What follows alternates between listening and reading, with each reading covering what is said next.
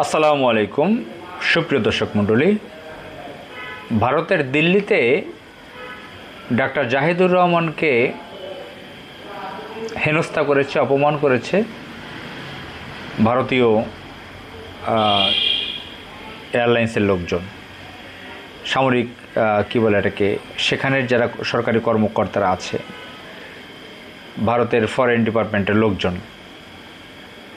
Doctor Zahidur রহমানকে আপনারা চিনেন, গত অল্প কয়েক বছর যাবৎ টেলিভিশন টকশোতে এসে মানুষের কাছে পরিচিত হয়েছে। একজন ব্লগার ছিল, ডাক্তারি পাস টাস করেছে, সম্ভবত তার প্র্যাকটিস নেই। বাম ঘরানার একজন ব্যক্তি, ব্লগার ছিল। তো 5 আগস্টের পরে সে বিএনপি হয়ে গেছে। বিএনপি এমন হওয়া হয়েছে যে বিএনপি তাকে মন্ত্রী পদমর্যাদায় উপদেষ্টা বানিয়ে দিয়েছে, অথচ আওয়ামী লীগের সময় সে বিএনপির চরম বিরোধী ছিল। তো বাংলাদেশের লেফটিস্ট বামপন্থীরা যা হয় আর কি, বাংলাদেশে তো ফেক বাম লেফটিস্ট, ফেক বা লেফটিস্ট, না রাশিয়ান বাম না চাইনিজ বাম, এরা কেমনে যেন সব ভারতীয় হিন্দুত্ববাদীদের দালাল, ভারতীয় দালাল বাংলাদেশে যে বামরা আছে। তো ডাক্তার জাহিদুর রহমানও সেরকম ভারতের দালাল।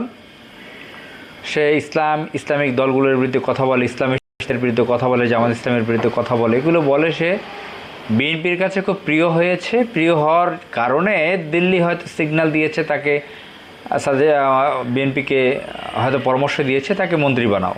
তো বানিয়ে দিয়েছে, উপদেষ্টা বানিয়ে দিয়েছে মন্ত্রী পদমর্যাদায়।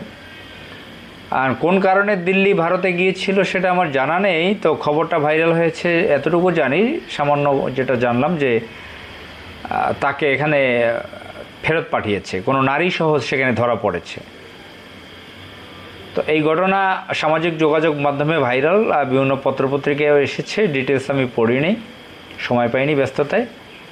তো জাহিদুর রহমান সম্পর্কে আপনারা জানেন, তার উপরে অনেকেই ক্ষিপ্ত।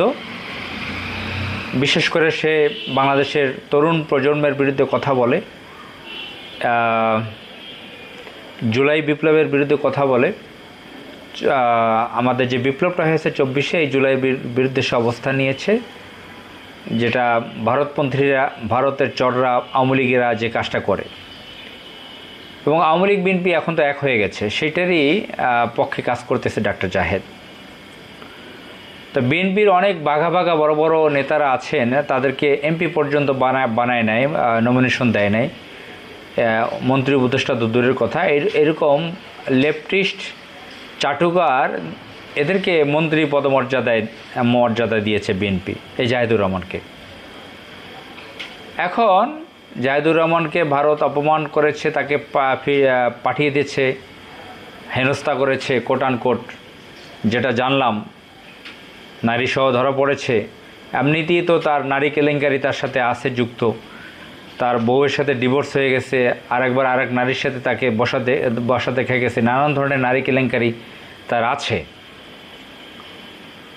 তো আমি যেটা বলতে চাচ্ছি যে এই ঘটনা কেউ সন্দেহ করতেছে, শুধু আমি না, যে এটা ভারত কোনো স্ক্রিপ্ট তৈরি করে এটা কোনো নাটক দেখালো কিনা মানুষকে, যে দেখো জাহিদুর রহমান আমাদের লোক না, জাহিদুর রহমান বা তাদেরকে দিয়ে এটা করিয়েছে কিনা, যে আমাকে তো দিল্লির ভারতের দালাল ওখানে বলে ইসলামিস্টরা, ডানপন্থীরা,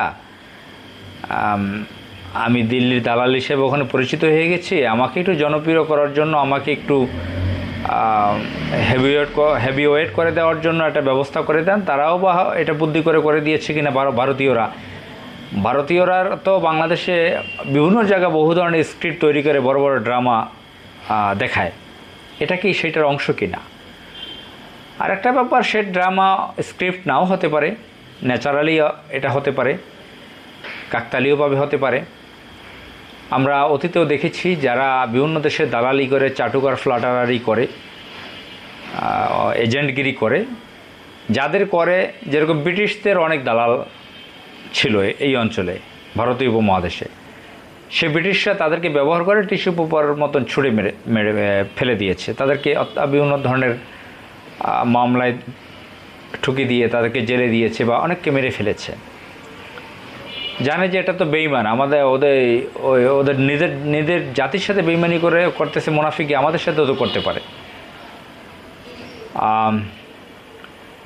তো এইভাবে যে দিল্লির দালাল, অথবা ভারতে এমন হতে পারে ন্যাচারালি যে ভারত তো বিশাল দেশ, তো জাহিদুর রহমানের ব্যাপারে হয়তো ওইখানে খেয়াল টেয়াল করে নাই,